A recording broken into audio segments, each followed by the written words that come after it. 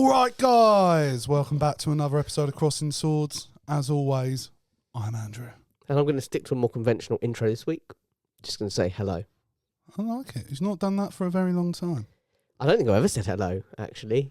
Hello. I mean, in my life I have. Is it me you're looking for? I was wondering which one you're going to go for. Yeah, I gotta be honest with you. I wasn't sure myself. Adele obviously provided us with a, late in the day. Yeah, but isn't that the tone wasn't right for that though? Because that's more of a like, oh no, because it is a hello. Yeah. Can you hear me? Or something like that. No, she said. it's me. Oh yeah, I'm standing outside your gaff. I want a cup of tea. Do you know what? 100% if Arctic Monkeys wrote that song, that would be the lyrics would be something like that. Yeah. Hello, I mean, it's me. I'm outside your gaff, standing on the corner with a cigarette in hand.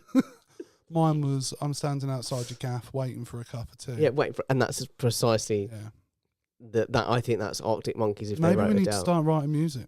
Like I have seen those groups before. I can't remember their name, but they did like parody songs, and they did because you remember Ed Sheeran had that court case. I'm going all over the place. Yeah, I'm okay. sleep deprived. Where he was getting sued for one of his songs.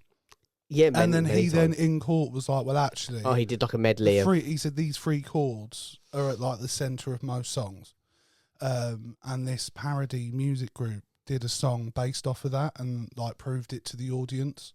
It was really good. Cool. That was a long walk for a very short delivery. Hey, like any good postman. That's how I deliver. Overpromise and underdeliver.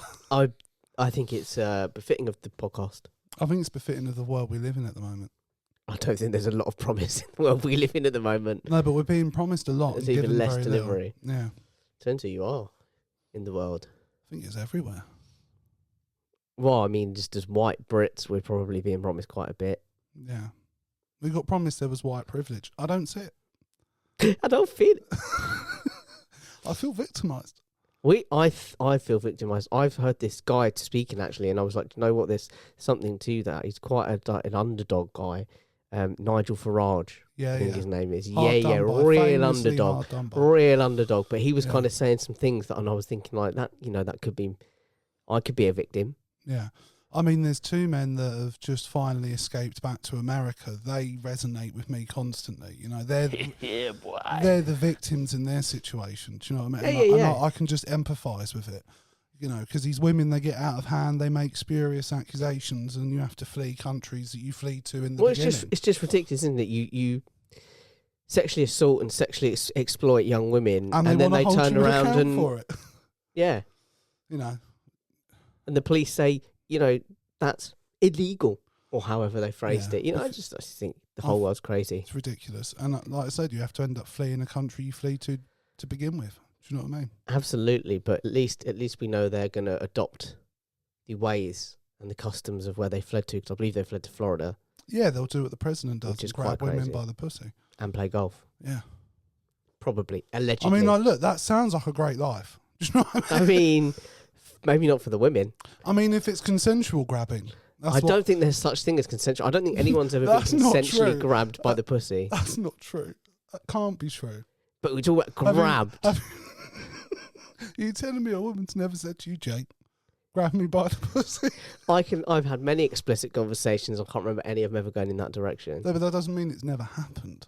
Well, it does if I've never had that conversation. Oh, what? Because you're so sexually experienced that because you've not experienced it, no one could have. That's essentially the way That's how pose you my live your worldview. life. Yeah. Right. Like most good white men, if it's not happened to me, It didn't. it's not a happen. thing. Yeah. Yeah. If it's not a problem for me, Slavery it's didn't not a real happen. problem. Unless it was the Romans they enslaved us. Do you know what I mean? It's different. They used them in a good way. Yeah. Expand the empire, build the Colosseum. Yeah, they did some good shit. Fought in wars. I don't know what's happening. I think it's your sleep-deprived delirium that's kicked in. Yeah. It's been a long week. But I've been looking forward to doing the pod. Good. Yeah. Me too. Is there anything you'd like to begin with? Other than a sincere apology. Do you know what I'd like To who? begin with is a clarification that everything said at the top of the episode was sarcasm. Oh, because one thing I've I mean, noticed... I'm not going to clip it because we're on thin ice. One thing, we are on thin ice. One thing I've noticed in some of the replies to some of the social media stuff, I don't know about YouTube Shorts or anything, but definitely on like TikTok, I went and checked it out the other day. Yeah. And there were people essentially saying like, because one of the big things of our messages is that how we've always said it's quite in poor form that we sit around discussing issues on race, sexuality, on gender, minorities in general, without those minorities present, without ever speaking to them.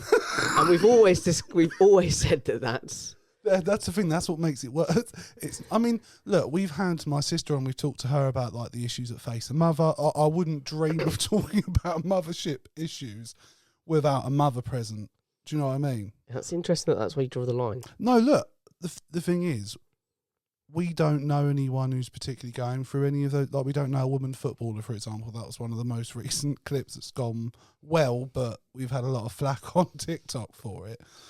But my point is it always amuses me to read those comments, or it very much amused me to read those comments, because it's like, that's the point we make. It's like when England were getting slandered for singing It's Coming Home. Yeah. And it's like, none of us believe it's coming home. No. Like, we're not sitting here going, our voices are the most important and we should not speak. We don't need to speak to these minority people. That we've been saying that the whole time, is that actually we do, isn't it funny that we have these conversations? When we released a clip like that, someone who was involved in the women's football space wanted to come on and talk to us about it and disagreed with my point of view, or what, I would quite happily have them on and talk about it. Do you know what I mean? But sadly, we're not at the size where we can attract those sorts of guests. Do you know what I mean? Yeah, not for public relations. We have got a couple of followers on TikTok that are also creators, which is quite cool, and nice. they're quite good as well. And they occasionally like and retweet our stuff. So nice, yeah, nice. Also, I feel like with clips like, particularly like with the women's football one, it's a good example of like, sometimes I feel like nuance isn't allowed. Like, I don't necessarily, like, I don't have an issue with women's football at all. That clip would give across a different attitude, but it's a clip, but if you had like the whole 10 minutes of me talking about it, I think it would look different. But the problem with a clip is it's a clip and you're not getting the whole context of the conversation. And like, personally, I didn't pick that clip because I thought, it would be controversial. I thought it was genuinely an interesting conversation. Do you know what I mean? A snippet from an interesting conversation. Yeah. And like, in general, I try not to do the silly clips as much as anymore, and I shall probably stick to that going forward, because one of them got a strikes on TikTok. Well, and admittedly, some of the choices... Yeah. Like, in my head, I'm just like... It's clearly funny. It's clearly... Yeah, it's a comedy political podcast. Like, we make fun out of everything. So for me, in my head, I'm like, you making a comment about Hitler. Do you know what I mean? And I mean, all of those... And I even put in the description of that clip, like, all of these clips are wildly out of context, by the way. But that doesn't matter to the internet. No, it doesn't matter particularly to the internet. And the internet is a very polarised place. I know we've said it before on the podcast, but it's a weird time to be alive, because it does feel like on many topics have even spread beyond the internet and now real life topics, where you have to be polarised. Like, there is no space in the centre for someone. There's no nuance, is there? You can't completely for or completely against. You have to be completely on board. And there's some of those subjects, this person or that person. Some of them are more polarised than others. And like, some subjects I feel really uncomfortable talking about, just because like the trans situation. Like, when I've had issues with some of it in the past, I've been really hesitant to talk about it. Oh, by the way, have you seen Trump's latest thing on trans? Oh, what, in the Congress speech that they're banning? No, that they spent $8 million or $1 billion on making transgender mice. Do you want to know what actually happened? What happened? They were experimenting with mice, as they often do. Yeah. And the latest experiment, the findings were that they'd managed to increase the hair. Things they basically made fluffy mice. Right, okay. Made them hairier. The name of this process is transgenic, because you are playing with the genes. Yeah. It's a very, very common thing in science. He's literally read the article and gone, transgenic mice, and been like, these damn transgendered mice. This is the fucking president. He thought they were having sex change operations. Like, absolute insanity. Yeah. I mean, but look, the whole situation in America is mental. Like, all of it. Yeah, it's not good. Like, and every morning I've woken up to, like, it's escalated. Like, something else has happened. Like, record numbers of US people or US citizens applying for UK visas, by the way, and they citizenship. actually? Record numbers. Don't come here. I don't have the figure, Canada. but they are literally... somewhere better. But they're worried that might be a 51st state soon. Look, anything's possible at this stage. I mean, Trump on television was like, we're going to get Greenland, whether they like it or like whatever it takes, basically. One way or another, we're going to... Like, they can either vote for us or we'll take it. That's basically what he said. And then he's cut ties with Ukraine completely. And the thing is, I was always really sceptical about like the accusations of Trump being a Putin puppet. Mainly because it felt like part of, because we've talked before about when someone gets that maligned, people like get on their side, and I felt like that was all part of it. It was just one of the narratives being thrown at him. But when he then gets into power and everything he does is in support of Putin, it's very difficult to sit there and see anything else. Yeah. And then you've got JD Vance saying that we're just some random country that hasn't been at war for the last 30 or 40 years. And France, and all the other, there's about 20 countries that all turned up. In illegal war. Yeah. Yeah. So it's all fucked. It's all absolutely fucked. And then you've got poor Zelensky in the middle of it all that's being bent over a barrel to trade away his country's mineral rights and land. I thought Nick Ferrari summarised JD Vance quite well. What did he when say? He called him as and I'm gonna, it's either way round, but he said, he's aggressive as he is stupid. Yes. Yeah. But the thing is, it doesn't actually, none of it seems to matter. Do you know what I mean? Because like, in the past, if a vice president said something like that, they wouldn't have a job anymore. No, but this is what I was saying to you, and we were said during the build up to the election and during the time, the whole of Boris Johnson's tenure, and I know that's a different side of it, but we're literally living in a post-truth world. This is the world they live in. JD Vance coming and telling us we've never been at war. We haven't been at war for 40 years, when actually we were one of the ones, we were one of the big ones that backed them. We went and made a speech encouraging every other country to sign up and fucking put boots on the ground for those fucking Yankee turd-wads. But this is a man who in the build-up said, they're eating the cats and the dogs. Yeah. And then it was quite easily proven that's 100% not happening. Yeah. Didn't matter.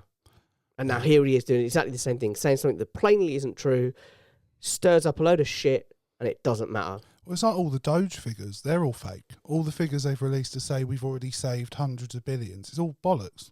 It's millions. But they're doing untold damage to their society. Millions, and at the expense of, and to around the world. And it's all quite frightening, to be honest, because it does feel like anything could happen. Do you know what I mean? Also, very specifically with the foreign aid spending, it's these people, I feel, maybe I'm really dumb, and they're actually seeing a bigger picture that I'm not, but it feels like they're really dumb in that they can't see the bigger picture, and it's like, there's a reason people are coming, you've got a big problem with immigration, there's a reason they're coming to your country, you've got to make their situation over there not as bad, so that they're not coming over. You don't have to make it go and give them perfect lives, but you've just got to make it a little bit less worse than it is, to improve their own countries. And that's what a lot of these foreign aid programs are doing. Yeah. And it's like, I don't know why you can't see that, because then as soon as they turn around and start fleeing into your country, you're going to have a problem with it. But anyway, that's one specific issue. I think that comes down to, and it's something we've talked about before again, in terms of by giving other people more, you have less. Because the thing is, people in America are struggling. They have their healthcare system that just completely fucks them over on top of it, and they're all fucked. And then they're being told by their president, "Oh, well, we're wasting billions abroad for ridiculous things, and we could be spending that elsewhere." It's the same as the Brexit argument. We're going to have hundreds of millions a week to put into the NHS. 350 million. And none of it's real. None of it's real. When the actual issue is wealth inequality. That's the actual. It's not people coming here. It's the fact we haven't got enough money to go around because people at the top are hoarding it. As we've said, all of this economic difficulties would be far easier to face if companies weren't announcing record profits year after year after year. Not even extortionate profits, record. Yeah. Which means they had really big profits last year and the year before and the year before, and they've done better than they ever have, ever. Yeah. All the meanwhile, they're telling us that there's no money anywhere and everything's really tight. Yeah, and if there's no money anywhere, how have you managed to take more money than you've ever taken ever before? It's insulting. Yeah. It's completely insulting. Like, sometimes when I look at the state of the country, I'm like, how are we not rioting? Do you know what I mean? Yeah. Like, how bad does it have to get before we actually start demanding shit to change? I mean, one of the interesting things I heard today was that since all the sort of Russia and America stuff started kicking off, Farage's approvals have plummeted, and so have reforms, because people have suddenly realised Putin aligned. Yeah, and we also need leadership. Yeah, we need actual. We don't leadership. need sound bites. We could be potentially going into a war, so we need actual sensible hands at the wheel. It's just quite worrying that it's taken potential war to make people actually see a little bit of sense. Yeah, well, rightfully so. And reform are just Kremlin propaganda machines themselves. Well, Farage has been paid by Russian national television to go and appear on their channels and spout whatever nonsense. And tell everyone how bad the UK is. Yeah, and that there's no-go zones. And I know the no-go zones make me laugh every time. Makes me laugh. What wasn't it? Birmingham and Bradford and places like that. And places in London, parts of London. Yeah. And there's a very big reason. I noticed as well, because London, even during Boris's tenure, you know, the crime rate was spoken about a lot in London than the knife crime pandemic issues.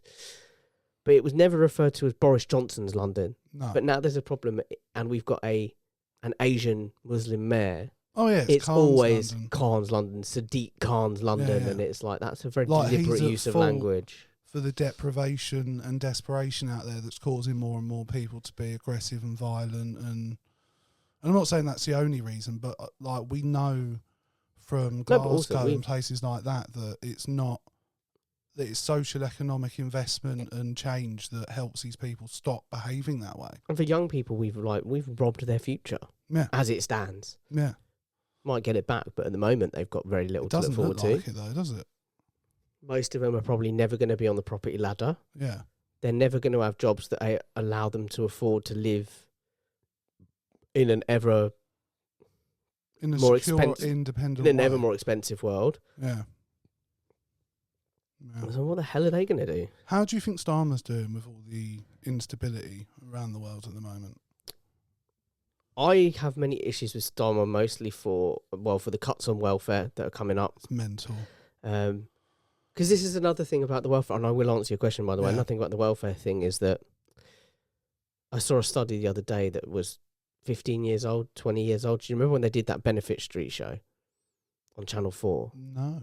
And it was like a street it was in the north of England somewhere. I never watched it, I'll be honest. I've seen various clips of it, but where the camera crews followed 3 or 4 families living in the same area who were all on benefits.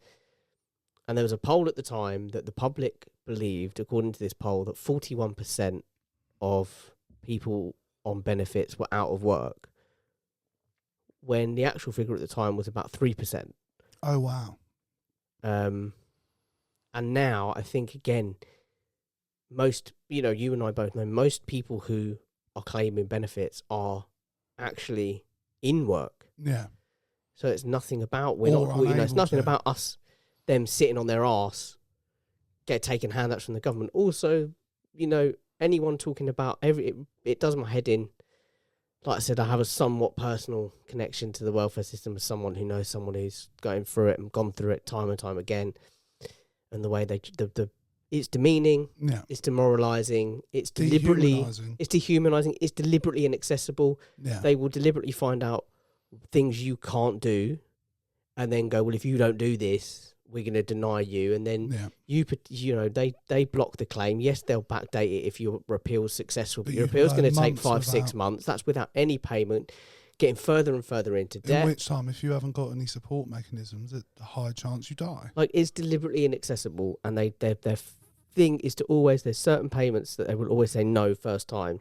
Some people might say rightly or wrongly, but I'm telling you now, anyone who's talking about these ministers and politicians that talk about reforms in the welfare system and cuts in the welfare system, and it's like, try and go through it, and then you tell me about the reforms, because it does need reforming, but not in the way you lot think it does. No.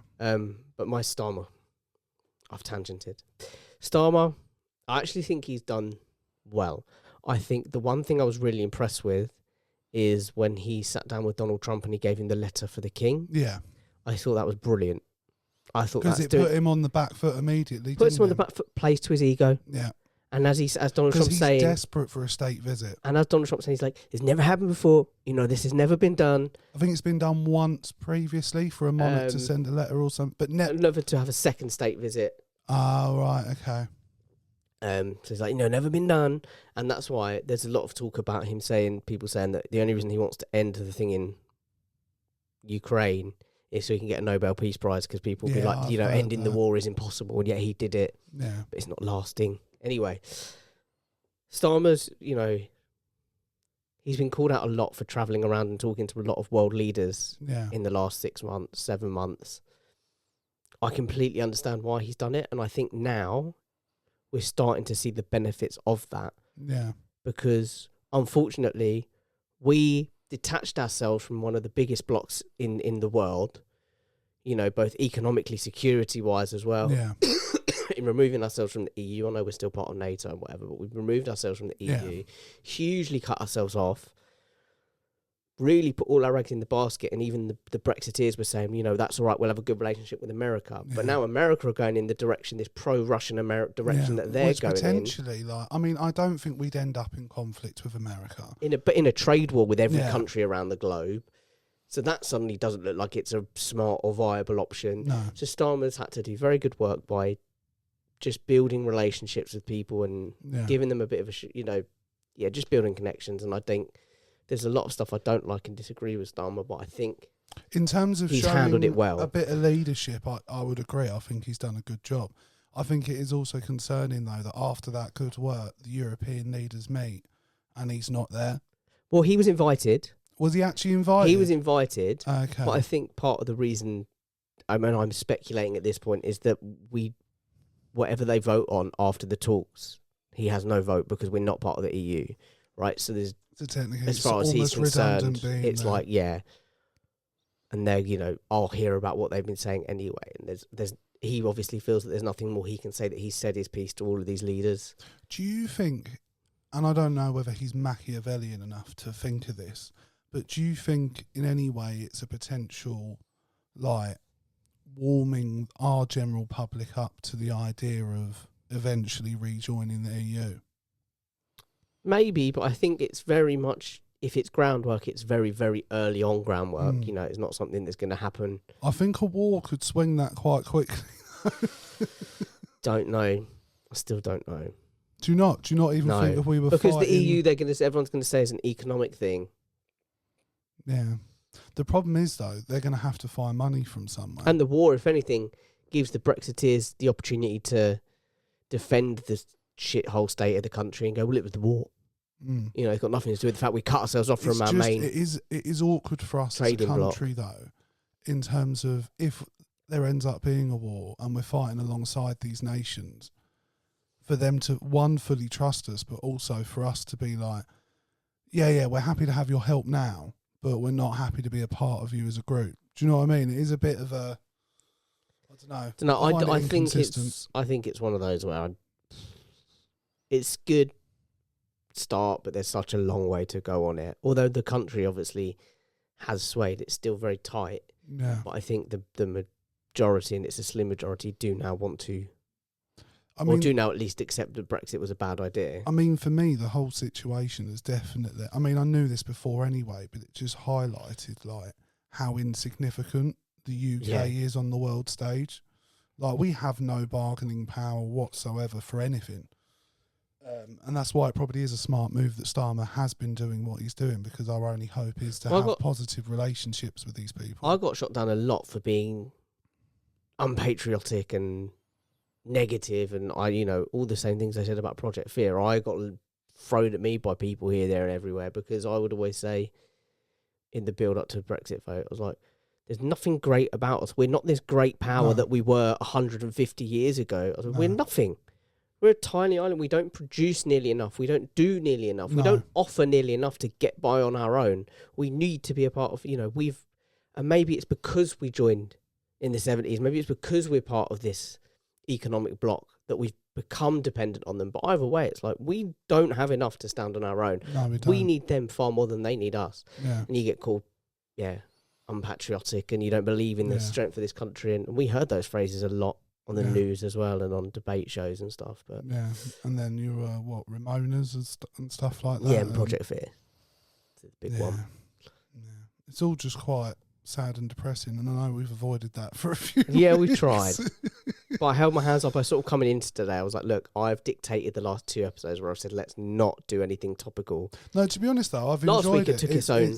I mean, to be fair, the Ukraine stuff wasn't really on my notes for today. We've just sort of leaned into it. What was on your notes? One of them, and it's a nice positive story, so it's a nice change of pace. Have you seen what Michael Sheen's been up to? Is this the debt thing? Yes. And I thought this was just, I'm going to watch the documentary when it's out. It might already be out. I glanced at it today. But basically, he set up this project where he spent 100 grand of his own money to buy £1 million worth of debt, of high risk debt in Wales, and basically wrote it off. So just to help people. And the whole reason he's doing it, and he's doing a documentary, is to raise awareness of that people aren't getting into debt for lavish things. They're getting into debt just to survive and just to pay for basic necessities.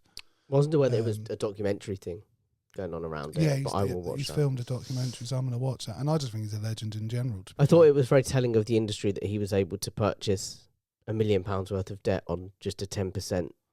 Yeah. Just having 10% of the assets of it, and was able to because I think basically secure the rest. These horrible debt companies that go around buying up high risk debt when it looks like they're not going to get their money for it, they're happy to offload it, so which is it's very telling of the industry. But it does make you think that the government could do that if they wanted to, couldn't they? They could set aside a chunk of money and be like, do you know what, we're just going to write off a load of high risk debt. Yeah, it means you're giving more money to the rich, but you're also putting money back in. But does it also? Would it also mean that people aren't as worried about going into debt?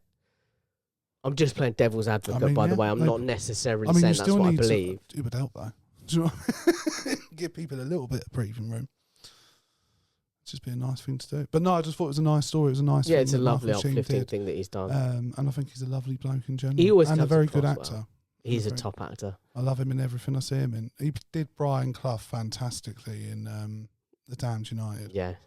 And he was also in the Underworld films, which I liked. Yeah, he's been in a lot, to be fair to him. He did a really good TV show on Sky. It was called Prodigal Son. Okay. And he was basically a mass murdering psychopath that was in a mental institution, and his son's like a detective for the police, but is like really scarred. And like for some reason uses his dad to help him like find serial killers and stuff. And it's just the dynamic of their relationship, and they're both very good in it. And it doesn't sound great. No, I get it. He's also got fantastic chemistry with David Tennant. They're both in Good Omens. Absolutely. And they do their podcast together. They do bits on social media. Yeah. Because they're both lovable blokes. Yeah, and they're clearly very close and don't take themselves particularly seriously. They've got everything we don't. They're lovable. They're talented. They're handsome. We're lovable. We're talented. They've got everything we don't. And they're famous and rich. One of them has played Doctor Who twice. Yeah, he has. I've played Doctor Who no times. What style of Doctor do you think you'd be? How would you like to play the Doctor? I'd like to play the Doctor as someone who is very fun. And a bit like in Cootie? Yeah, a little bit like... Well, no, it's Cootie Gatwa, isn't it? You leave the N out. I thought he had the N. So it is in Cootie. I thought it was in Chuti. In Chuti? Yeah, nice. Chitty Gatwa. In Chuti Gatwa. But like that, very fun, very kind of like, the things you got to have are, for me, you got to be curious. You got to have a very adventurous spirit, very, very like, I just love learning, love the universe, I love for everything. That must be difficult for the Doctor to do after having lived so long and seen so much, to still be amazed. Well, I think that's why, because he has seen everything. So when he sees something he hasn't, or she hasn't, it's like, wow, something new, this is amazing. But then you've also got to have that deeply defensive side of you that if shit gets dark, you can step up to the plate. Do you think you could carry that, though? 100% I can carry that. Yourself. You put me in a TARDIS and you watch me go. That sounded like a euphemism for a second. Well, both. Figuratively and literally, you put me in a TARDIS and watch me go. How did we get onto Doctor Who? Talking about... Michael Sheen, weren't we? Yeah. But no, nice story. Nice story. It is a nice story. I'm going to use that to talk about a story that I don't think needed to be a story. What's that? So it's a few weeks old now, maybe a month old. Yeah. Much like anything we cover on Crossing Swords. Well, it's normally out of time, but it is what it is. Or usually what happens is we record, and then between recording and airing, just, yeah. But the dude who got kicked out of the Peter Kay concert. Oh, for yelling garlic bread. Yeah, but is that, like, in my mind, and he's gone to the papers and been, like, kicked out, and the woman who got kicked out, he called her, like, Lisa Riley looking or whatever. But is that, you've gone to a comedy show, heckled, and then been removed. Yeah. What's the story? I'm failing to see. I don't know. Is it a story? To be honest. I think, and to be honest, from what I've heard of, I think I watched a video on it on the. I watched the full video of it, and apparently, like that, him and this other woman were being obnoxious for ages. Like it wasn't just he yelled it once and they removed him. First of all, you give something to a comedian, they give you a little bit back, you give it back. Then they either give it back once more and then kick you out, or they just call it there and kick you out. He apparently said to them, "Is he being a dick?" The people around him, and then when they all kind of put their thumbs up, he went, "Yeah, go on, get him out." And then he went, "And her, is she being a dick as well?" And everyone was giving it the old thumbs up, and he went, "Go on then, get her out as well." Yeah. Like, also, even like that's bad enough in a comedy club, where you maybe paid 10, 20 quid for a ticket. Yeah. A little bit more in central London, if we're honest. But at an arena tour where tickets are like 50 quid a pop. Yeah, and the thing is, that's not an insignificant amount of money. And like a lot of people have paid for babysitters. Their transport up there or the car park or whatever. They've probably gone out for dinner beforehand. And like, I don't know. I don't think there's anything. If you shout something out, I think it's a consequence of the culture of comedy now. In terms of the clips, like all comedians, it's all about the clips they're putting out, and that pushes their ticket sales and everything like that. And those clips, because I've listened to comedians talk about it, are never parts of the set. They can't be, because it burns the material, and then people will know it when they go to the show. So it has to be crowd work. And so what's happened is, like, and it started with someone. I've never thought about that, but it makes sense. Yeah. And I've listened to comedians talk about that. This is what's caused it. And like, it started with Paul Smith. Like Paul Smith, I don't know if you know him. Yeah, I'm aware of him. Huge comedian, but it all started from his clips from Hot Water Comedy Club. And what that started meaning was people would yell out at his shows because they want to be in the clip. So that's just sort of translated out, because every comedian does that now. And you've got like Matt Rife in America's huge, all from crowd work. Well, James Acaster's done a whole tour, Heckler's Welcome. Oh, really? Where he encourages heckling. That's quite bold. Because he was like, it was just playing on my anxiety every night doing a show. Yeah. Someone heckles. I don't know whether that's, I don't know whether my response is appropriate, whether it's too much, too little. I don't know whether it's affected the whole show. And it's like, it was just eating away at him. So he's like, I want to try and tackle that head on, mix the whole thing up and just go in and go, fuck it. I saw Catherine Ryan the other week. My sister treated me and my mum to tickets. Was she good? She was fantastic. I really like Catherine Ryan. I loved her. I was never like a big fan of her stand-up. I just loved her in general. Loved everything I ever saw her on. Yeah, no, I got a lot of time with Catherine Ryan. But she was fantastic. I absolutely won over. I'd go see her again. What she did I thought was quite clever, because there were people yelling out. You do still get it, but it wasn't that bad. But luckily for her, because she did a bit of crowd work. But the first half of the set was her set, and she had no warm up. And she did the first half of the set, which was about 40 minutes, and then she said, "Here's a number. Send me texts, and I will read out the best text, and I will talk to you, and that'll be the second half of the show." So it meant everyone was like, "Okay, cool. We don't need to yell out in the first half because we've got our opportunity to say something." And she's actually since put clips of that show out on social media. But I just don't think it's a story. I don't think it is. No, it's not. You go to a gig where people have paid money, you shout out, you get kicked out. Yeah.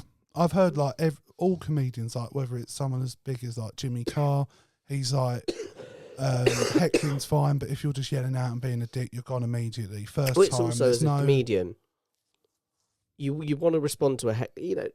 There's no obligation on any comedian to respond to a heckler. No. One thing gets said, funny or unfunny, and they are in every right to call the security over and get them kicked out. Yeah. Most comedians will respond for a couple of reasons. One, ego, because you're like, I'm funnier than this prick, and I'm going to, you don't upstage me. and it's an opportunity, but also it's an opportunity to win the crowd over because no one likes a heckler. So if you can put the heckler down, it gets everyone on your side. What I've heard from comedians is it makes or breaks a gig. Do you know what I mean? Yeah. Like if you smack them back down, the gig's fire. If you don't, you're going to struggle for the rest of the gig. Oh, do you know what I heard? I was listening to a Johnny Vegas story where he went to this. He said he used to, when he was doing like comparing in the comedy clubs and stuff.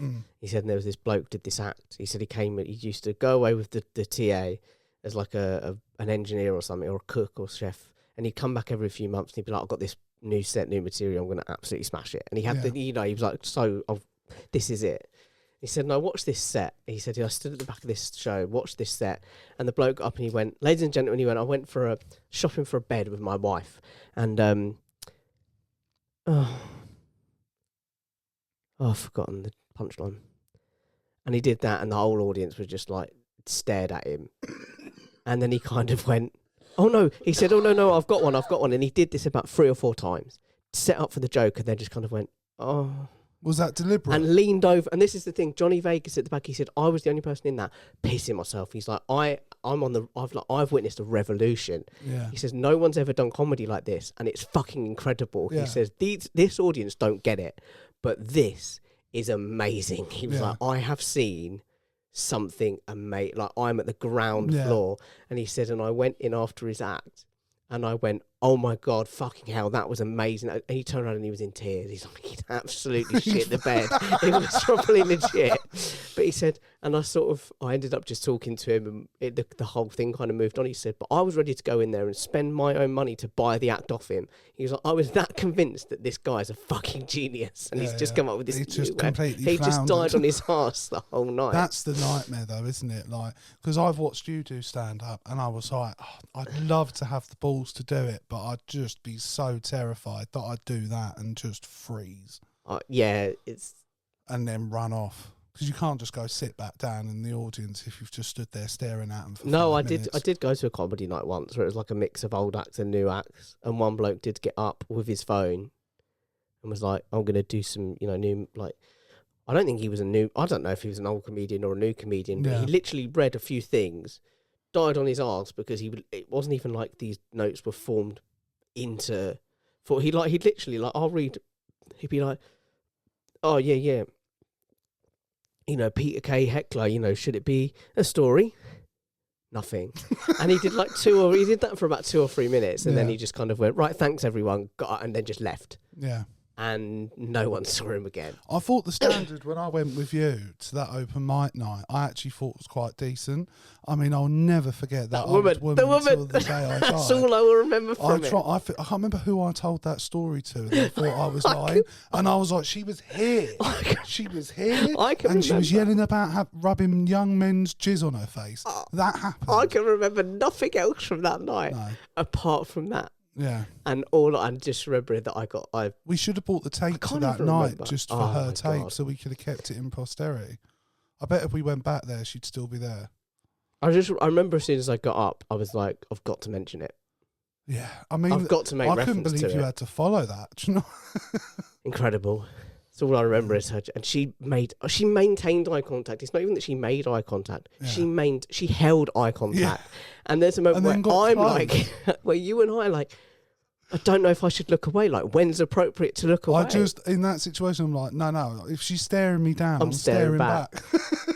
Oh, man.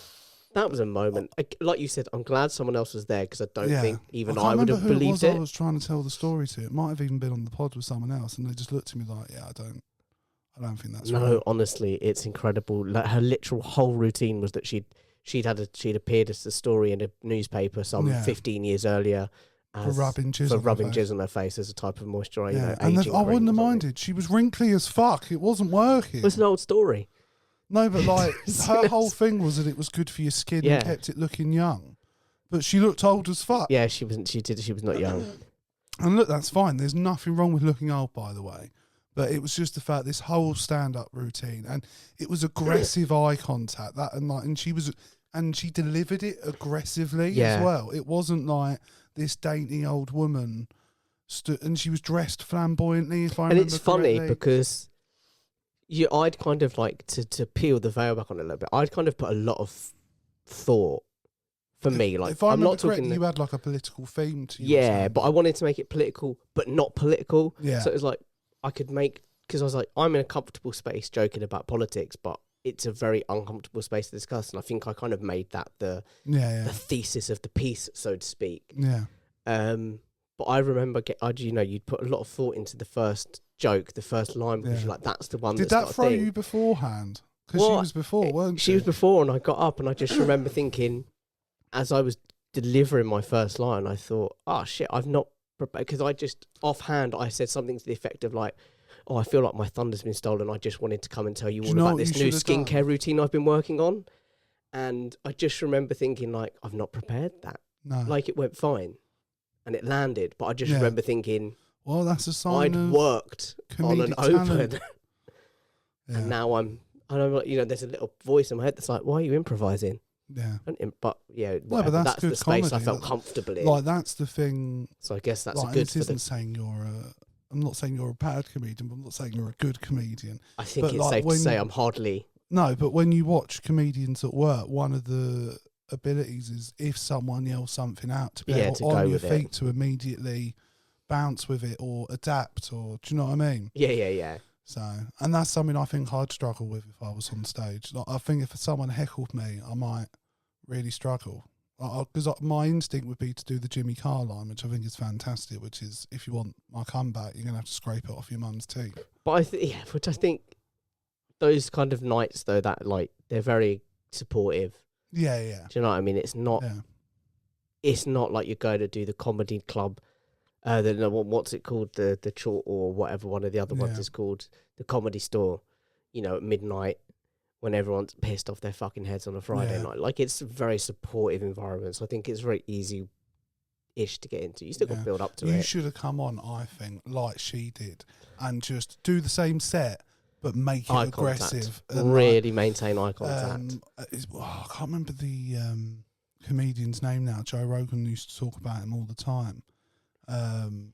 And he did a routine about people living in the desert or like giving aid to Africa. He's like, you're living in the fucking desert! Move! Do you see all this? It's sand! In 100 years, it will still be sand! You should have done it like that. But anyway, that was my fun little outing. And a fun little story. Yeah. That I don't think should be a story. That's what started us off. Yeah. Yeah, nice one. We need to do a couple of rippers. It's belated. We should have done it last week. Yeah. The first one is we'll talk about the second one. I'll change it to the second one. I'm going to start again. We're going to start with Michelle Trachtenberg. Yep. From Eurotrip. Loved Eurotrip. Loved her rippers. In nomine Patris et Filii et Spiritus Sancti. I don't know how she died, by the way. I do liver disease, I think. Oh shit! Because she had it was a rejection of a liver. She had a liver transplant. Oh fuck! Like a couple of years ago, like a few years ago, and the people body rejected it because people were commenting about her online and saying how jaundiced she looked. It was like, no, she is actually like, she's dying. She's actually got issues. Fuck. It was essentially. My understanding of it, an autopsy may reveal more, but my understanding of it is at this stage it was a rejection of a liver transplant. Damn. But anyway. The second is one of the original Lex Luthor. In nomine Patris et Filii et Spiritus Sancti. Yeah, from Richard Donner's Superman. Yeah, he's gone, and in weird. I don't know what's happened. Really weird. My first thought was carbon monoxide poisoning. Because it was like him, his wife, and the dog. All in the home. You reckon there was a leak in the house? But they've ruled it out. They've said they've done the testing and that wasn't it. Shit. He was in like shades, t-shirt, jogging bottoms, laying down with his walking stick next to him. So he'd obviously like got over on the way to somewhere. Like, but the wife and the dog? Yeah. Come on, man. That screams That's suspicious. Like murder or suicide, doesn't it? 100%. And look, I've been watching a lot of but why would someone want shows. to kill Gene Hackman, his wife, and his dog. Yeah, especially when he's like 95, just Do you waiting know for what I him mean? to keel I was over. gonna With say, all due respect, It'd be like trying to go for Dick Van Dyke. Don't. He'll just drop at any moment. but like Have you seen Dick Van Dyke, by the way? yeah, he's That moving well man's for in his the age. gym. He's moving He's well for his pumping age. iron. But I feel like I'm on the side of the parents and the nuns in the first episode of Derry Girls. Right, I've never seen it. I recommend it. It's I've heard actually it's very really good. good. But in the first episode of Derry Girls, this nun dies, and they're all like, "What a shame," and whatever, you know, because they're all like, "You killed her," you know, "You girls," and they're like, "Sorry, can I ask how old she was?" They're like, she'd have been 89 next month or something. And she's like, "Do you not think the fact she was 89 years old has something to do with her passing?" And then the granddad just goes, "Struck down in the prime of life." In Derry. But I honestly felt like I'm defending that. I'm like, 95, struck down in the prime of his life. This is suspicious activity. He was 95, like, realistic. But the fact that the wife and the dog went. Yeah, it's an odd one. It's the dog. What was he involved with? Oh, imagine. Do you know what I mean? Also, I remember watching, I can't remember the name of the film, but I saw an interview with saw an interview with Ben Stiller. Okay. Talking about the time he did a film with Ben, or in fact, it was a written thing. So on his passing, Ben Stiller told this story about how they'd done a film together, and he tried to be as professional and cool as he could. But as the shoot drew to a close, he sort of approached him and was like, "Listen, Mr. I'm such a big fan. You know, I really love it." And he mentioned this film, and he said, "This film," he said, "you were amazing in it." He said, "That's one of the films that made me want to be an actor." A filmmaker and an actor. He said that was absolutely incredible. Like, honestly, such an amazing performance. And he kind of apparently thought about it and just went, "Oh yeah, money movie." And I've got a lot of time for that. Yeah. Anyone who's honest enough to just go, payday. Yeah. Well, that's like Michael Caine's attitude, isn't it? He's like, all of it's just, you offer me a check, I'll do the film. It's yeah, absolutely. Like all these people that can't go, "Oh, I really believed in the characters and I believed in the world we're trying to build." No. They offered me money. That's something Adrian Brody and I took would it. Say. Oh my God. Can we talk about Adrian Brody's Oscar speech? Why do you think I brought it up? Oh, thank you. I mean, just... It's almost like I'm good at this podcasting thing. That's for everyone that had to watch it I've done live this before, in person. bro. This is not your first rodeo. Did you get it? I've done this before. Is this because Adrian Brody's won before? No, but that's what he said. Oh, did he? He literally on stage, they started playing the music. And oh, yes. Like, no, you can cut that. I've done this before. Do you know what's funny is when he was accepting his Emmy, Kieran Culkin, who gave a good acceptance speech, by the way, not misogynistic. Yeah, wasn't that the one about having a baby? Having a fourth baby, yeah. And he was like, "My wife promised me we'd have 4 when I won an Oscar." If she but made that, she's in the audience, waiting at just going, yeah. "I did say that." Like, fair, I did say. But when he accepted his Emmy, he said, he sort of held it and he went, "Fuck." He says, "I don't know how anyone stands and holds this for 45 seconds, which, by the way, is the allotted time speech." Adrian Brody. That was like a year ago. Like, my man was calling shots, firing shots, calling them out before this. Yeah. He set a record, Adrian Brody. Really? How long was it? 5 minutes and 40 seconds. He said the phrase, "I'll keep this brief," 2 minutes into the speech. No, sorry. 2.5 minutes into the speech. I noted it down. 2.5 minutes into the speech, he said the phrase, "I'll keep this brief." And then spoke for another 3 minutes and 10 seconds. He set the record. Yeah. The previous record, I've got it here. The previous record was held by... No. That would just be a collective time, wouldn't it? She's been up there so many times. It was a woman who won in 1943, who was 5 minutes and 35 seconds. So he's been 5 minutes, 40 seconds. It's really long. I also don't think he should have even been nominated for the category. Oh, really? I believe that because he used AI to enhance his accent. Oh. So AI was used to enhance his Hungarian accent in the movie. Okay. So it's not his full performance then, is it? I don't... My argument is that it isn't.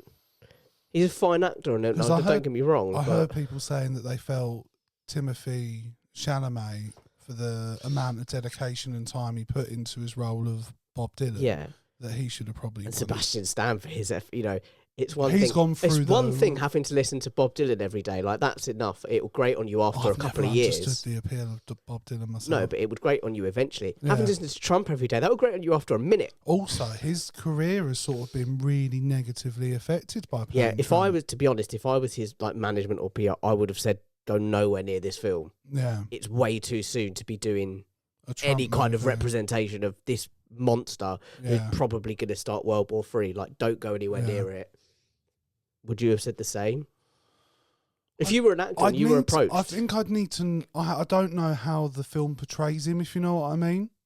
Like, is it a positive portrayal, or is it he's trying to show the complexity of Trump? I think it's the complexity, but I don't think there is a complexity. Man's just an idiot, evil. I find it really difficult with Trump because he behaves like a moron so often, but like sometimes pulls off political stuff. But like at the moment, just I don't know. I mean, personally, as an actor, I feel like that's something that should happen probably when he's dead or long retired. And admittedly, when he was filming it, it may have been that Donald Trump did not get a second term in office. Yeah. Because I think it did get delayed for a while, didn't it? But just if you were an actor and you were approached, would you do it?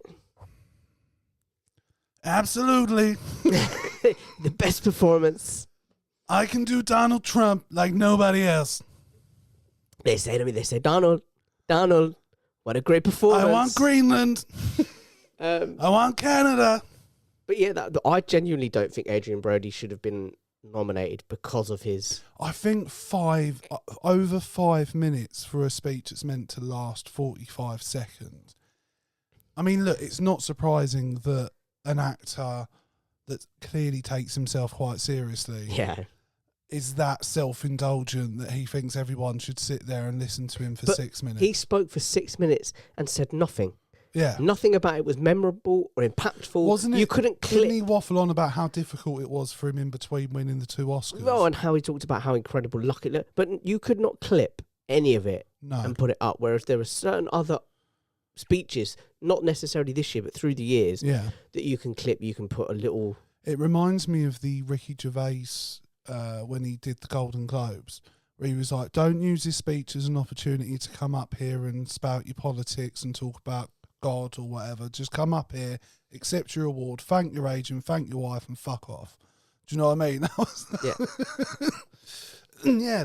But the thing is, we know the Oscars is it's an indulgent thing. 100%. It's the most self-indulgent. There's a few things from the Oscars I want to talk about, actually. Go for it. One, I don't think you should be allowed to vote in the Academy if you haven't watched the films nominated. that should just be a given, and you should have to, like, I don't know. They make send it you really, a link or they something, make it and really they know accessible. Watched it. They make it really accessible. Of course they do. Like, it could not be easier to watch all the films it's like Kirsten Dunst. Busy, remember Kirsten Dunst a few years ago? Incredible. Came out and they were like, have you watched all the films? She's like, well, yeah, I'm voting on them. Of course I've watched them. Yeah. How many films are in there? Well, there's 10, I think, nominated for the main category, the best picture.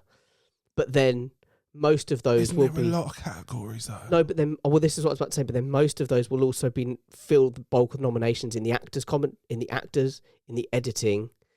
Right. So okay, realistically, if you watch 10 films... You've covered there's most probably of it. only 2 or 3 films that you haven't covered from... So if I watch those 10, is that all right? If I'm it's better than they have done. Because... like, I know there's loads of like foreign short films, and that's just not my bag. There was an Academy. Well, I want to talk about that as well, by the way. So there was an Academy Award, but one of the Academy members was leaked to supposedly saying, "I'm not going to vote for Ray Fiennes because he's already won it." The man's never won it. He should have. It's a travesty that he hasn't. I've started reading Conclave, by the way. It's a book? I thought it was a film. It's a Robert Harris book. Who's Robert Harris? He's the author. Yeah, no, I get that. Peter Strawn is the man who wrote the screenplay. Okay. I'm literally a third of the way through. It's really interesting. I'm assuming I really like it's it. about a pope dying and them electing a new one. Yeah. So look, I'm just going to put this out there. Spoiler alert. Go for it. I weirdly, I like a popey film. Like, have you ever seen Shoes of the Fisherman? No. It's a really good old film. I think it's black and white. My dad used to watch it all the time, and it's about this cardinal who becomes pope. Spoiler alert. But he went to prison in his younger years, I think, for accidentally killing a man. Like, he got into a it's very scuffle with controversial. him, and he goes in there, and like they can't elect a pope. And through his just genuine actions, like, I think he goes out and feeds the homeless, and he's being just a genuinely nice bloke. And because in his opinion, he can't ever make up for what he did, and that everything he does for the rest of his life is going to be in service of trying in some way to balance the scales of his wrongs. And through just being a nice bloke, the other cardinals are like, fuck, there's actually a nice bloke in it. And they end up electing him. Well, this is the kind of setup. So I'm literally a third of the way through, basically like the first act. So everything's in motion.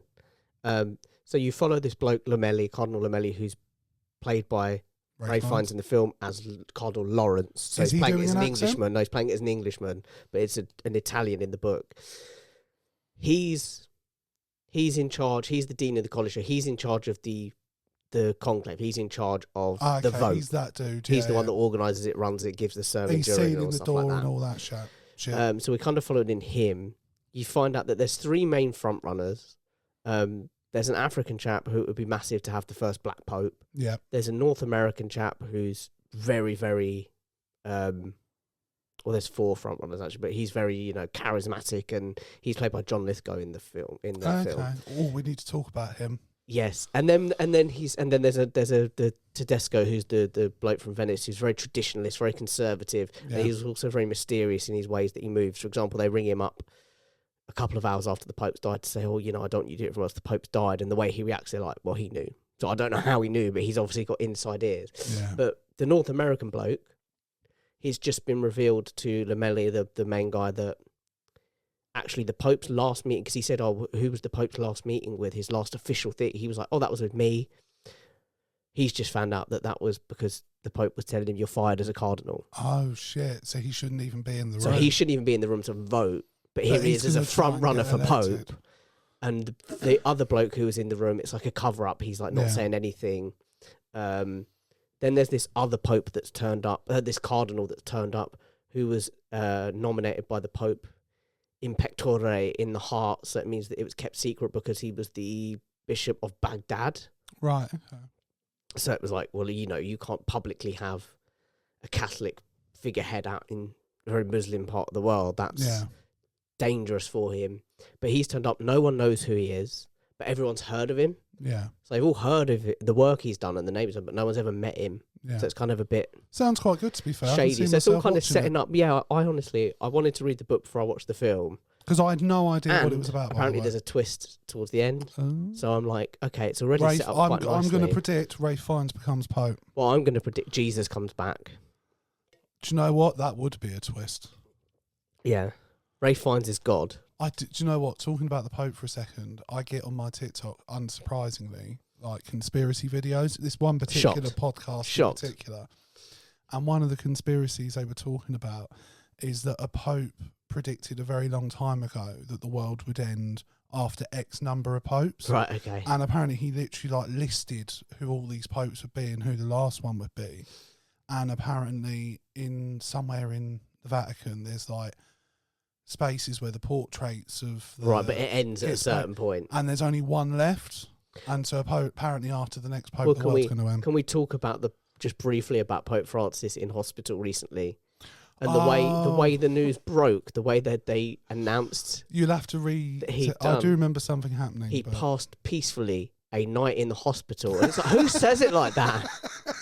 That's like the doctor from... He got through the night peacefully in the hospital. It's like the doctor from Arrested Development. So people are like, is he dead? Is he fired? When he comes out and he's like... I mean, he keeps doing it, but the only one I remember is when Isn't there still been two popes, or did one of them die yet? No, what do you mean 2 popes? No, but we had 2 popes, didn't we? No, there's only one pope. No, but one resigned. One resigned. Oh, the German fella. Yeah. I'll be very shocked if he's still alive. The way they got round that was that he was still a pope, just not the pope. Do you know, but in Arrested Development, so there's one of the characters in like an accident. Yeah. And they're all gathered at the hospital and he goes, how is he? Like, he's going to be all right. And they're like, oh, thank God. He goes, yeah, we've had to amputate pretty much everything on the left-hand side. And it's... And they launch him because this is like the 3rd time he's done it. They're like, you've got to stop announcing news like this. Yeah. But it's very much like that. You're reading it and you're like, he passed peacefully a night in the hospital. He's fine. He's actually okay. He's woken up this morning, no big issue. Yeah. And apparently he's started exercising again. Would I want to be Pope? Yeah. I think the fact I'm not very religious might be him. But then this is the thing, right? People who don't want power are probably the ones who should have it. I think we Would you be Pope? I think I could do good work as the Pope. Do you know what I mean? What would be your good work? I would be... Would you let women be priests? Absolutely. Would you let women be cardinals? Yeah, I absolutely would. We need to... Yeah, I would. I think if religion can do good, it's about who's wielding it and who influences it. So that sounds very dangerous. That sounds like the kind of talk. Look, there's always a fine line when you've got power, Jay. I'm not saying there wouldn't be some benefits for me. I've seen movies. It's not truly altruistic. Sort of superhero-esque movies where they take down some shady organisation, and then the person steps up at the end and goes, I don't think we should get rid of it. I'm going to run it. And you're like, well, we've just spent the whole movie. It's a bad idea. Yeah, no, but it could be a good idea. It could be good. Yeah, but look, I will rule it with an iron fist at the same time. Like, people just chop and anyone even relate. Is it? Can I use the US office quote here for how you will run things, to paraphrase, that people will be afraid of how much they love you? Yes, absolutely. That's the best way to put it possibly. It's I'm not doing the celibate thing. It's one of my favourite things. Leanne would be really upset if I became Pope and we couldn't be one with the Lord together. Do you know what I mean? That you become the Holy Trinity. Do you know what I mean? But also, Leanne and God, I want the moment, right, where, because like there's this whole thing of like when you become Pope, you're like the right hand to God. You have a direct right line hand to God. I'd want to experience the moment where absolutely nothing happens. Do you know what I mean? Okay. Do you know what I mean? And to be stood there with the scepter and, I think you might be confusing the papacy with the monarchy. I think there's scepters in there. Do you know what I mean? There's orbs. I think. Have you seen the hat? That they've got a scepter. It's a good, by the way, bringing this full circle, there is a scene in Eurotrip. Also, yes, there is. Great movie, by the way. I hate the Swiss, but I am Italian. No, it's I hate you fucking eye ties. And he's like, but I'm Swiss. Oh, that's right. Them too. Yeah. Them too. One of Vinnie Jones's best performances. Not bad, boys. Pretty bloody good. My baby. He takes the morning train.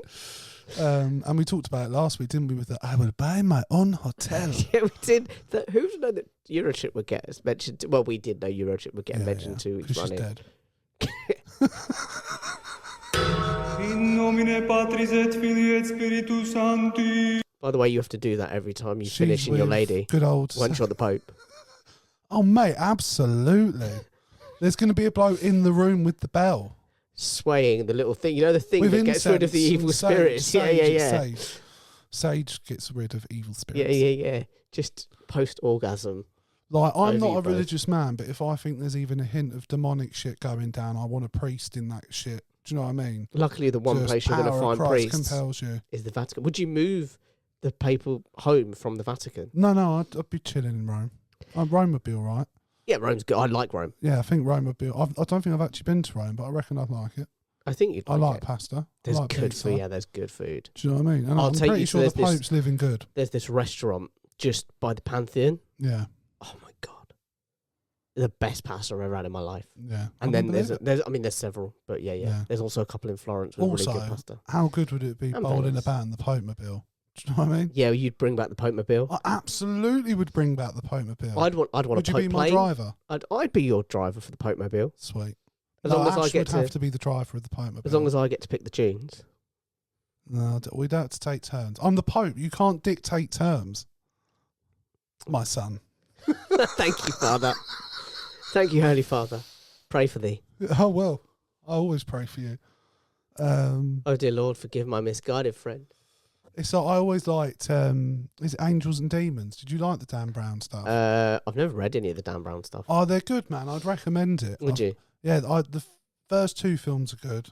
I don't know how many there are afterwards. I think there's one more, but that one was shit. You know, I read a thing. Do you know his because his whole thing about the Last Supper and about it's a cover up of Mary Magdalene. That is a really good scene. Scene. And it's fantastic. But you know, actually, it increased people visiting Milan to visit the Last Supper to go and have a look. To look for the thing because they were convinced it was real. They were convinced Dan Brown was like some fucking historian rather than a fictional writer, and they were like, "Oh right, that's fact." Yeah, I mean, to be fair though, to write that sort of book, it's clever. Your it's knowledge very clever. And everything has to be fucking tip top. Yeah, and then you because there's been a couple of times where I've tried to sit down and write a book before, And like there was one I had an idea about writing samurais, and I realised I needed to know You stuff need to know about samurais and samurai Japanese culture. culture, and I was like, yeah, that's a lot of work. You're like the samurai who lived in London. There's people who do PhDs on this shit. I can't just decide to write a book about samurais. To be fair, I think I was like 15 at the time, and I wanted to write a book about samurai. So, do you know what? To be honest, I probably have at some point. It's the way my mind works. I just think samurais are cool. Do you know what I mean? Yeah, I've never done the samurai obsession. I've never really been like, oh, samurais. I think cool, but I I've think never it been was like, the film The Last Samurai. I watched that when I was fairly young, and it just it imprinted. I think it was the first film I ever saw Tom Cruise act in, and I was like, "Fuck, this is good." Do you know what I mean? Do you know what? The also, I just because I completely forgot because we went into conclave and we went through the Catholic Church to some films about it and stuff. The other thing that came up from the Oscars was that Taken Land or something it's called. You know, the winner for best documentary. No idea. Is it about the native people of America by any chance? No, it's about Gaza. Okay. Oh, was this the AI video? No, this is not the AI video. It was No Other Land, Taken Land. Interestingly, it won, which is obviously, you know, a good thing. But when the BBC did a 25-minute roundup of the Oscars, 25 minutes, by the way. Which isn't very long. Well, they were literally just mentioning the winners and the moments of the night, which is long enough to mention all of the winners. Except that? Except that. Did not get a mention. Not surprising, is it? No. But anyway, I just wanted to... So there you go, Fair Oscars. I would love to be a member of the Academy and vote. Also, the other thing about the Oscars is that... I'd love to be paid to watch content. They not one, apparently... According to US audiences, because I watched The Rest Is Politics on it. Yeah. Because they do their research. Like Marina Hartley particularly does her research. Yeah. And she said that not one advert for a film was shown during the Oscars telecast. Really? It's like this is a thing celebrating the movie industry. Movies. People watching this are presumably into the movie industry. But instead, they're probably selling that space for also, a lot of money. Huge shout out to Sean Baker. Sean Baker? Who won for Anora. So Anora won Best Picture. Yeah. This is to do... Well, he won Best Director. Yeah. He won Best Picture because he produced the film with his wife. Okay. So second year running that a wife and husband have won Best Picture, by the way, because Chris Nolan and his wife won for Oppenheimer. So he won Best Picture, Best Director. He wrote the screenplay, the original screenplay. So he won Best Original Screenplay, and he edits his own movies. He won Best Editing as well. So he just got all of it. Clean sweep. His ego must be huge at this point. Also, but then I'd like to bring him down. Yeah. And remind him, as you were about to, that he made a film that we went to see. Yeah, and we didn't choose to see this film, by the way. God, no, I wouldn't have. I might have. William Dafoe. Andrew, tech correspondent of Crossing Swords, who everyone will be familiar with on this podcast. Understandably. I've got to add the slur here. He suggested... was it Odeon? Yeah. They did like it was called Screen Unseen. Yeah. Where you Which paid, is a great idea. I think it was like maybe £5. £5 a ticket, and you didn't know what you were going to see, and it could be anything of like the up and coming films. They dropped hints through the week, and I remember we were all convinced it was Murder on the Orient Express, the Kenneth Branagh Which I love, by the way. Express. I like that film. Yeah, it's a really good adaptation of a really good play. Yeah. But we'd all somehow convinced ourselves that's what we were seeing. And It was out of the set. Could not have been more wrong. We got one of the worst films I've ever seen in my life called The Florida Project. Yeah. Disgusting! And if I remember correctly, it was a film about this poor woman and her children who lived in like a motel near Disneyland. It was like you could see Disneyland from where they lived, and the mum, it was a bit like Les Miserables in the sense of like in a very short space of time she goes from struggling to prostitution, and it was just an absolute... Well, do you know, I saw an interesting thing as well, that the whole thing about there's a woman on the red carpet that said sex sells, because Mickey Madison won for Anora. What sex is worker, Anora, by the way? So Anora is this Russian-speaking, I think she's a stripper / prostitute. Right. And she gets hired by this young dude to just spend the weekend with her. He ends up proposing. They end up being like, yes. And then his parents come into town and being like, bitch, you got to go. Yeah. We got to get this bitch out. And it's quite, So it's a darker version of Pretty Woman. Yes, very, very different vibe to Pretty Woman. Great film, by the way. But yeah, a lot of women have had to either reveal parts of themselves or play sex workers to win the award. But yeah, the Florida Project was because we were kind of all through it, and none of us were really taken with it. No. But any film can be one round at the end. It can build to a crescendo, and you will go, "Oh, I kind of see where they were going with it." Yeah. Would I watch it again? No, but I kind of enjoyed it because I liked where the understand story went. They were telling. The end was we all laughed What was the out ending? loud. The kid They ran to Disneyland, downstairs, didn't they? grabbed her mate's hand and ran off to Disneyland. And that then it was was the like, end. what?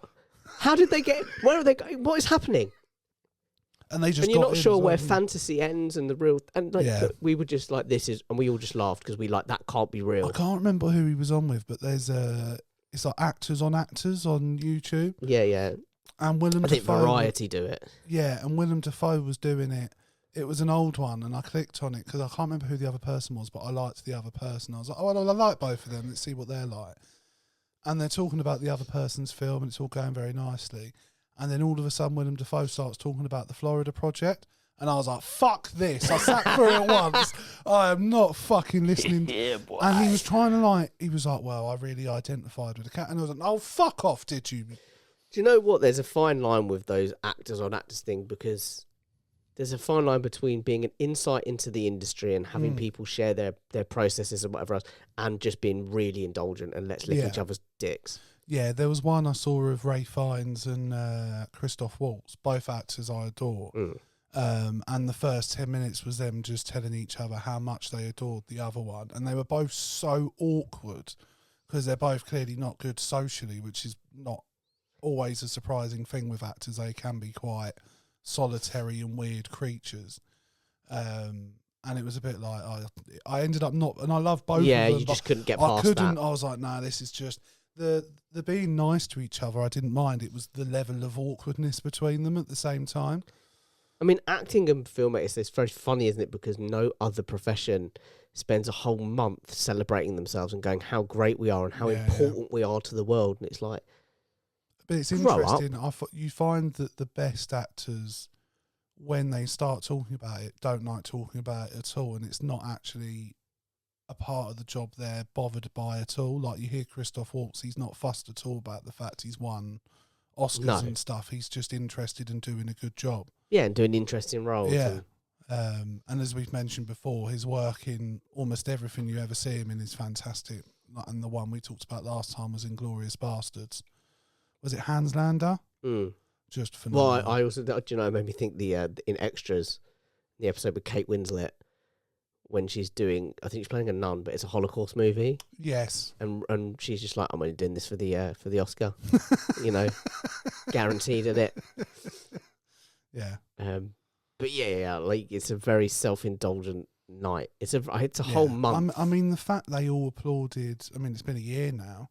Will Smith for slapping someone, and then got up on one for King Richard. Richard. What I mean? Yeah, and they applauded him like that. Yeah, it's just incredibly self-indulgent. Oh, it's big time, and I really struggle to watch stuff like that. Oh, I just don't. I'll see some of the clips. Yeah, I saw some of the Conan O'Brien jokes. He made a couple of jokes that I really liked. The one I think that stuck with me has been like, it's not big belly laugh, but it's like, no, that's quite clever. That's quite good. Was because the Bruce list is like 3 3/4 hours long. Yeah. And he said, I really like the Bruce list. At some points I didn't want it to end, and thankfully it didn't. Yeah. And I was like, that's a good, clever, subtle joke. Yeah.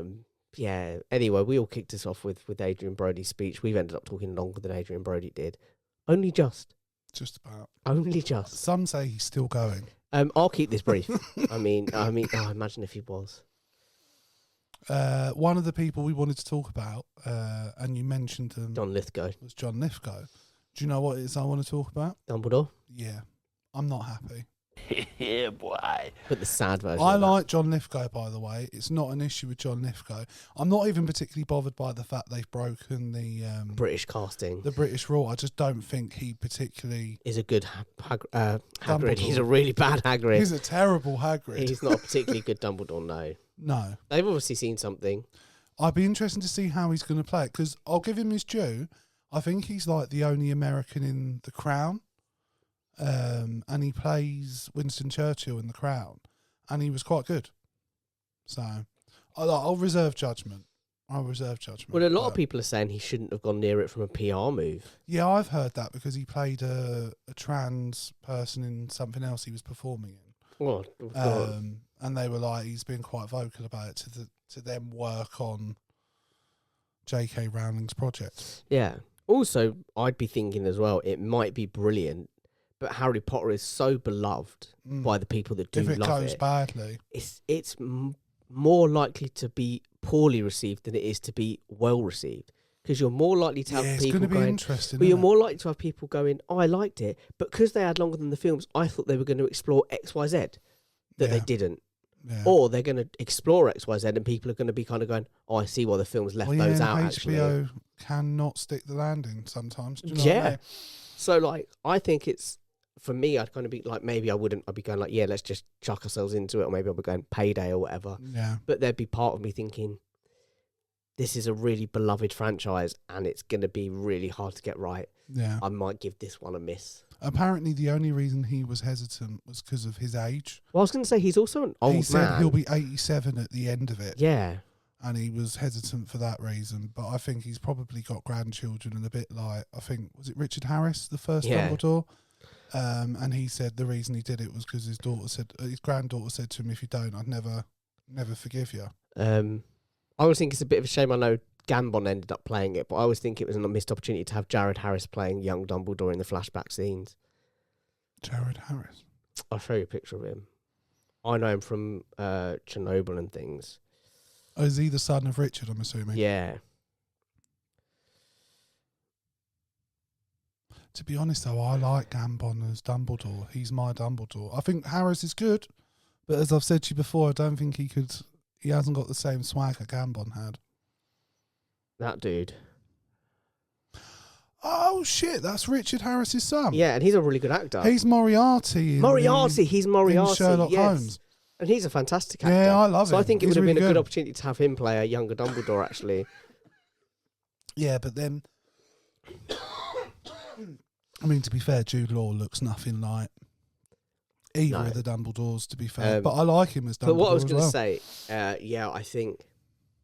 I'm not sure I'd have gone. And also, he'll be 87 when it finishes. If I was offered a role in Harry Potter... If it finishes on time, there's a good chance that the people they cast ended up becoming really popular, getting breakout roles and being offered films and stuff. So filming for the series gets delayed here and there. In that situation, like, if you're signing up for something like this, there are, like, clauses about you work around this, not us. Yeah, but, there's always ways to negotiate and read. I just think, you can't guarantee that it will all run. Well, that's the thing. There's no actual guarantee it will get to the 7th series either.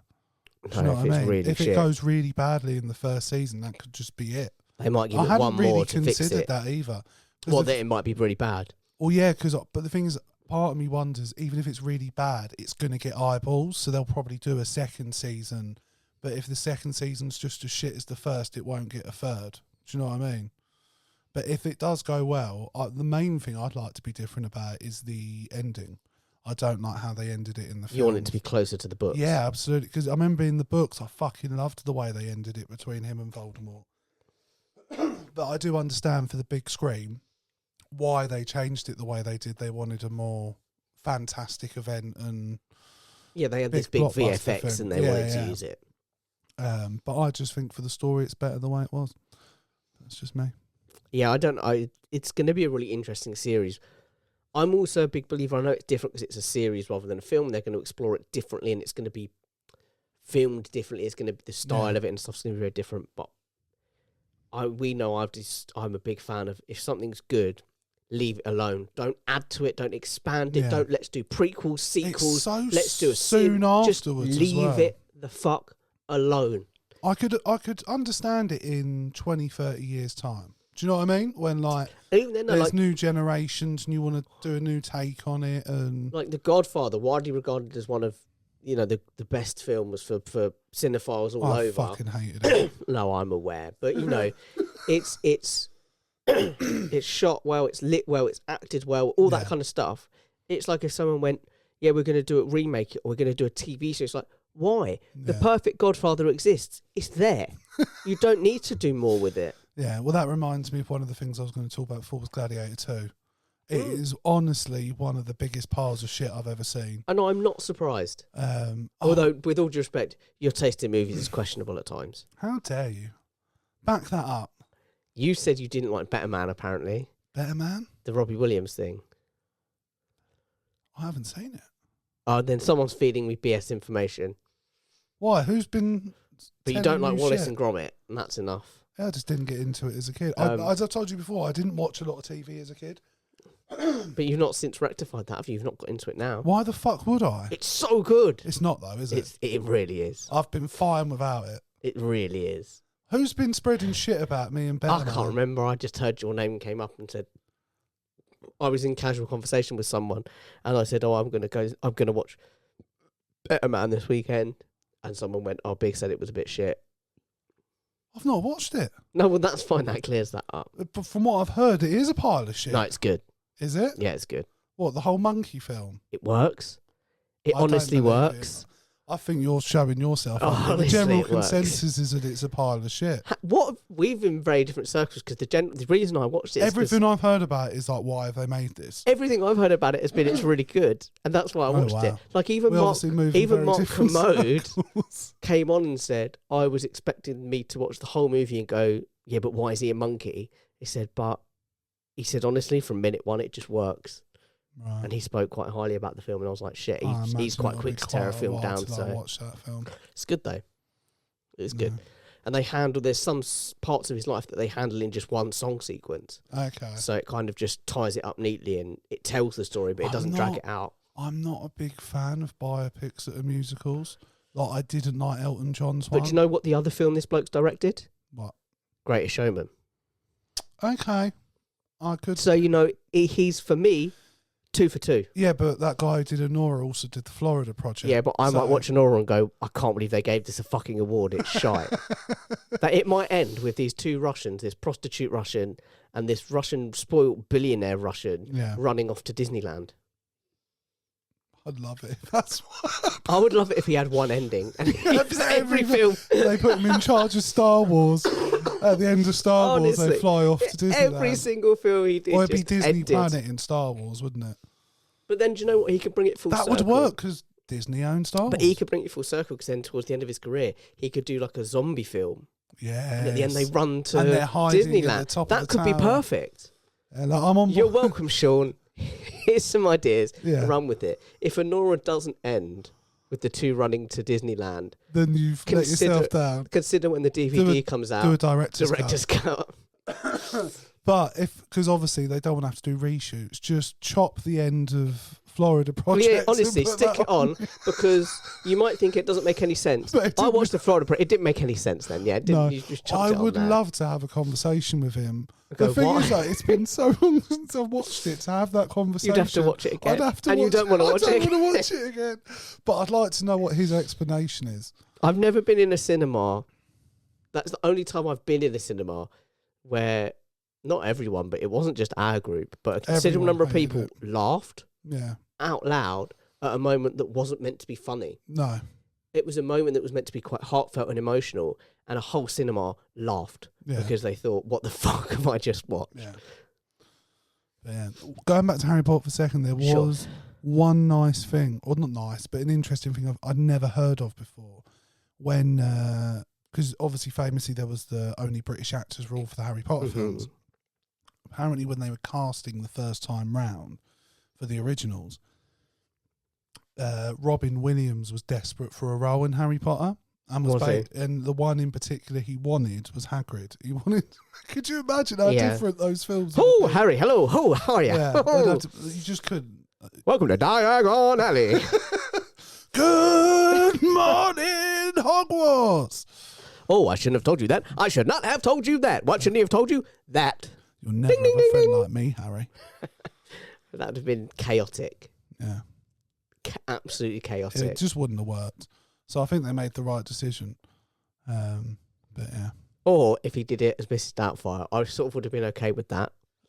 Yeah. And they just never explained it. Yeah. He just Mrs. Doubtfire the whole time. By the way. Just lobbing fruit at Snape. So run by fruiting deer. like absolute would have been fine by me. Yeah. I think they should consider it for the series. Obviously, you can't Why get not? Robin Williams. No, he's dead. But with CGI these days, which is something I disapprove of. Oh yeah, no. But on this occasion, I'll allow it. No. I'm always a fan of Let him recasting, rest by the in way. peace.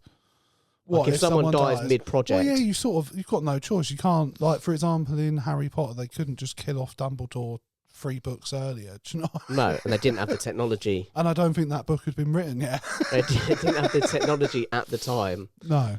To keep the spirit of Richard I think Harris that would have been wrong to do. I think agree. That's wrong to do. I just think that's... Just recast. Like, let the person rest in peace. Do you know what I mean? They're Yeah. gone. Let's move on. And Gambon was better. So. Just let things go. Just leave them be. Yeah. Okay? Don't keep dragging them up. No more no more prequels, remakes. We talked about it with the Bond thing as my biggest fear. Although the prequel to Hunger Games I thought was decent, to be fair. But that is based off of a book that the author wrote. And it's look, not just like a there are Hollywood some construct. exceptions. One of my favourite sitcoms, American sitcoms, is a Oh, spin-off. Frasier, innit? It's Frasier. Yeah, I didn't know that was a spin-off. But it fails more. I mean, like, what the fuck was Joey? Yeah. Do you know what I mean? Like, let's get real here. Yeah. And I'm sure there's a lot of support for it, but like House of Dragon. To be fair, that Whatever. is based There's a lot off of support of for no, and it is literature he's written. But to it's be kind of fair. like, just let it go, man. Yeah. Just let it go. Young Sheldon, kill it.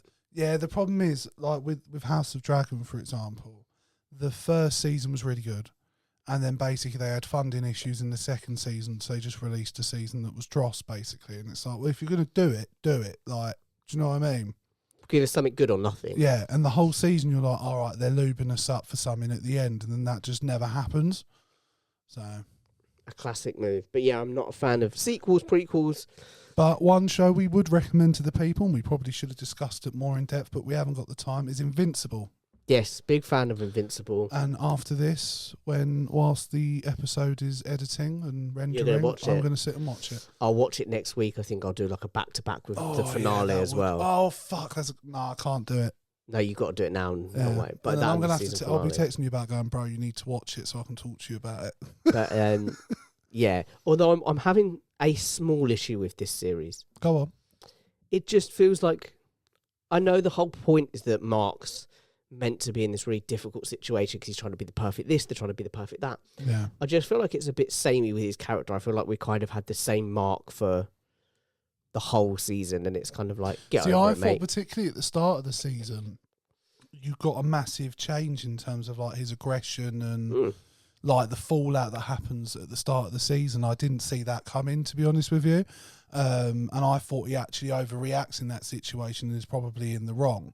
So I would disagree slightly. For me, every episode this season has featured between 1 and 3 episodes of him sitting on his roof being all miserable. Yeah.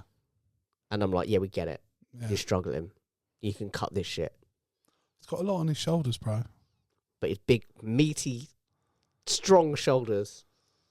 Look, you can be big and strong and But it's still also hurt got a inside, mate. phenomenal cast. Oh, yeah. The voice By the actors way, are fantastic. absolutely I've tried phenomenal. to get Ash to watch it. I don't know whether he started yet. I did recommend it to him. But like Stephen Yeun and Michelle Yeoh, Yeah. absolutely And then fantastic actors. Who's on Omni-Man? J.K. Simmons. J.K. Simmons, Seth Rogen, who produces it as Rogen. well, Yeah. along with his writing partner, And Evan Goldberg. even Zachary Quinto. Zachary Quinto, Ross Marquand, who I'm a big fan of.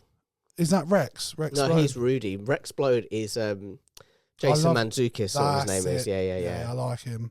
So yeah, it's just fantastic. So we'd recommend it. Go watch it. Yeah.